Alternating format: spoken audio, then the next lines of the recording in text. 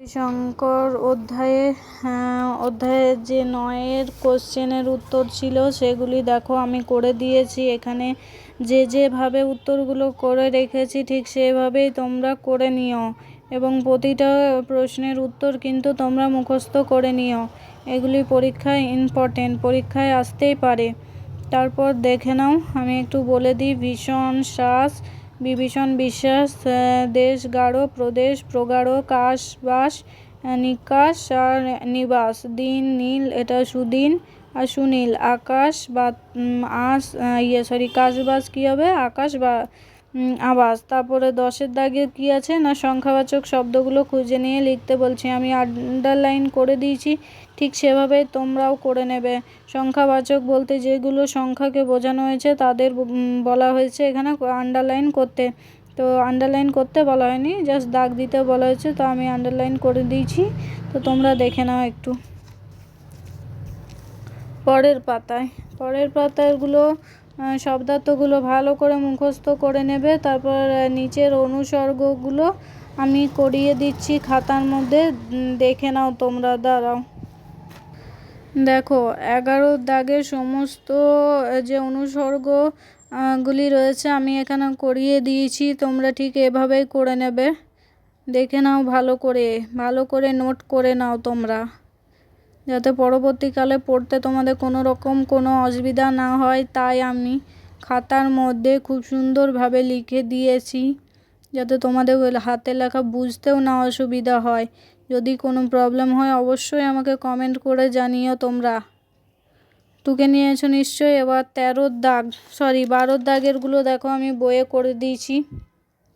ঠিক তোমরা উদ্দেশ্য আর বিদেহ বুঝতে পারছো নিশ্চয়ই।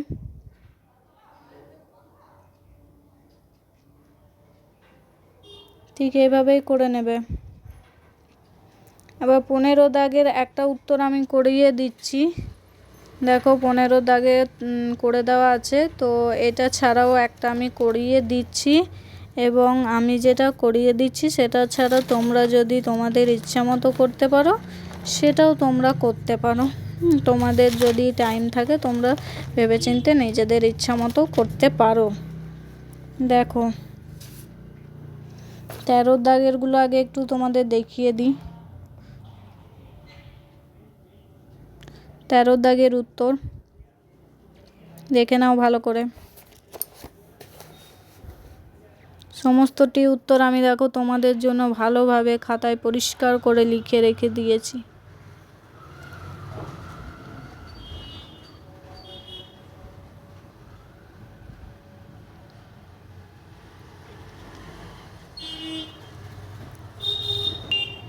প্রতিটা কোশ্চেনের উত্তর কোশ্চেনগুলো পড়ে নেবে, তারপর উত্তর করে নেবে। ঠিক আমি যেভাবে করে দিয়েছি সেভাবে যদি পরীক্ষায় ভালো নাম্বার পেতে চাও তো এইভাবেই ওপরে লিখবে, লেখকের নাম লিখে তারপরে গল্প বা কবিতা যা থাকবে তার নাম লিখবে অবশ্যই, নইলে কিন্তু নাম্বার কমে যাবে। আর যেমনভাবে টুকেছি ঠিক সেইভাবেই তোমরাও মুখস্থ করে পরীক্ষার খাতায় লিখবে। দেখে নাও।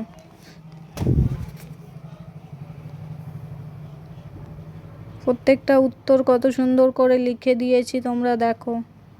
তোমাদের জন্য এত কষ্ট করে আমি সমস্ত প্রশ্নের উত্তর তৈরি করছি, অথচ তোমরা কেউ আমাকে সাবস্ক্রাইব করছো না।